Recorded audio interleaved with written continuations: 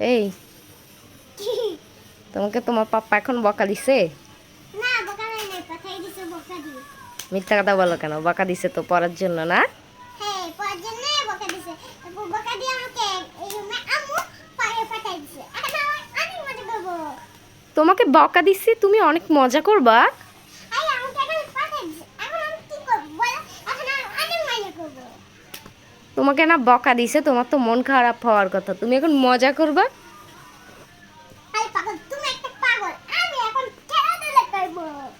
ও আচ্ছা, এই কারণে। আচ্ছা কালকে আমি যাবি কাছে কল দিব ওকে? তুমি এই কারণে খুশি না? হ্যাঁ অনেক খুশি। আচ্ছা, তোমাকে তো এখন বকা দিয়ে পাঠিয়ে দিছে, এখন তুমি কি করবা? এখন ভাত খায় ঘরগুলো গোছা বিছনা ঝাড় দিয়ে তারপর আমি ঘুমা যাবো। তুমি এত গুড গার্ল মেয়ে?